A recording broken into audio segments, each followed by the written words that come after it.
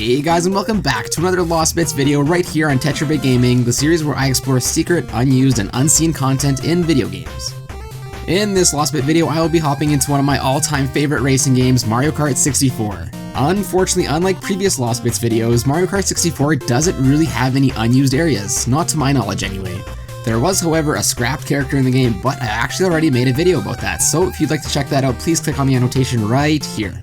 Instead, in this video, I'll be using the free camera system like I did in my Super Smash Bros. Video to take a closer look at the racetracks in Mario Kart 64. I also recently noticed that these free camera videos are getting quite popular on YouTube, so I figured I'd get cracking and start turning out more of my own. Since Mario Kart 64 has a lot of tracks, I've also decided to split this video up into 2 parts, each with 8 racetracks and 2 battle stages, so you can expect the sequel to this video fairly soon.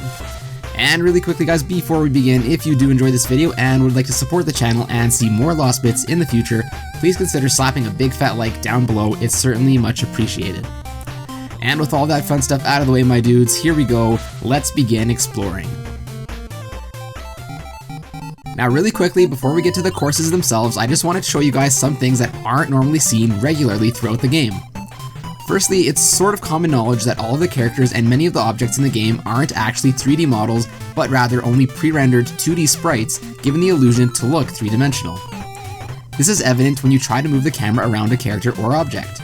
If you pass a certain angle, the model actually disappears too, which I thought was kind of weird. This is because the sprites are designed to display towards wherever the player is located.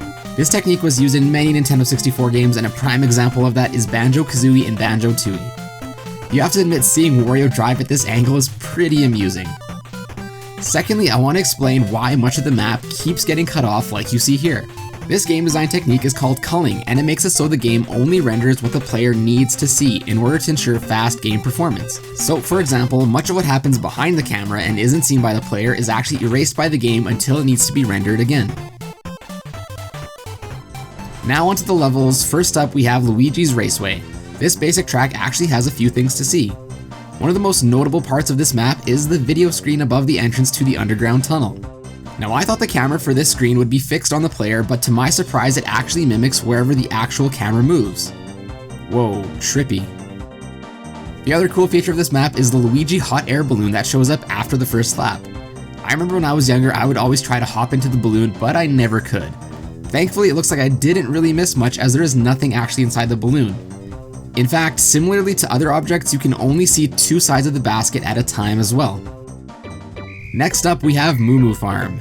As the name suggests, this course has cows, so let's check them out.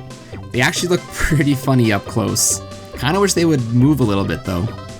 We also have cow butt over here, so that's cool. I also looked off to see the background, and I found it pretty funny how basic it looks. I mean, it's just 2 different gradients and a couple of ovals. Something a 4-year-old could probably make in Microsoft Paint. We can also have a good look at the Monty Moles and see how they appear below ground before they hop out. And next up is one of my favorite tracks from the game, Koopa Troopa Beach. And I don't know if I'm just dumb, but I never realized this course was likely named after this rock formation that actually looks like a Koopa. These rocks also render from really far away in the map, so you know they have to be important. We can also observe local wildlife in closer detail, such as these seagulls and these little crabs. Calamari Desert, while an iconic map for the game in my opinion, it's pretty bare, and unfortunately there's not all too much to see in it besides sand and more sand. However, there is the infamous train, which circles the map and can often be a roadblock at the train crossing. Scratch that, it looks like there are actually 2 trains, as there is no way a single train can make that entire lap so quickly. Taking a closer look at the train, we can see it's a pretty crude model, and unfortunately trying to look inside reveals that the carts are literally just solid rectangles. Remember that map with all the cars that eventually end up hitting you? Yep, that's Toad's Turnpike. Again, there's not all too much to this map, as it's just a basic road with cars driving on it. It also looks like the cars actually stay in the map and just drive in an endless loop. If you've crashed into one of these vehicles before, you've already likely seen the inside of them, so you know there's not too much to explain about their interior.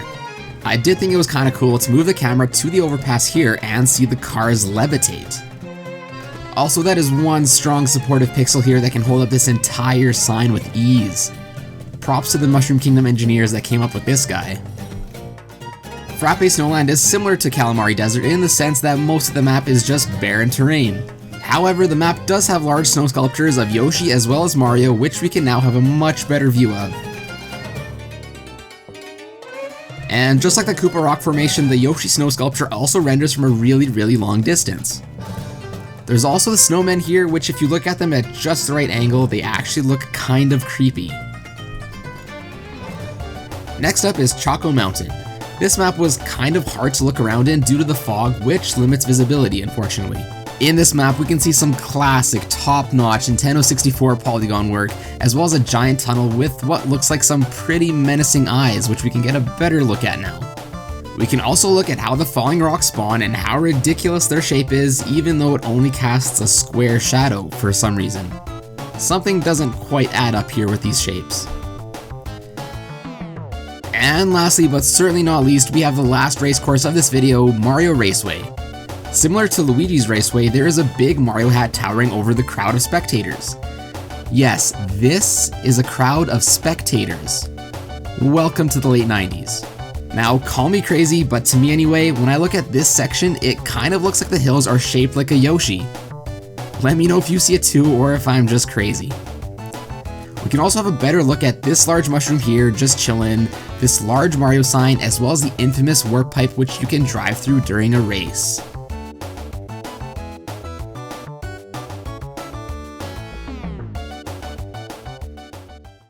Alright, with the first 8 race courses out of the way, let's move on to the first 2 battle stages. Unfortunately, these have to be seen in 2-player mode, so please bear with the split screen. First, we have Big Donut.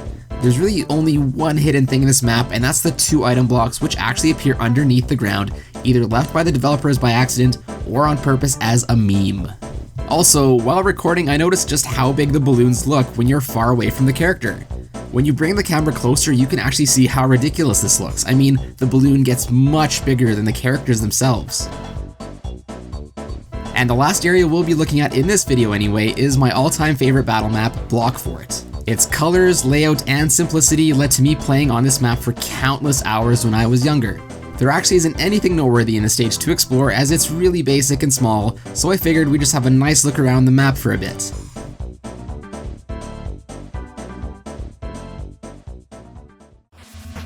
And that's all for this video, guys. If you did enjoy this video, please be sure to stay tuned for part 2, which will be out pretty soon, hopefully. If there is something you know that I missed in this video while looking around, please let me know down in the comments below, and I will include it in the next episode. Again, if you did enjoy this video, don't forget to leave a like and check out other similar videos on my channel. And if you want to stay even more up to date and be notified when everything is happening, please be sure to follow me on Twitter, Facebook, and Instagram as well. Links to all of those will be in the description below. And as always, guys, thank you all so much for watching today and for all of your amazing support, and I will see you in a bit.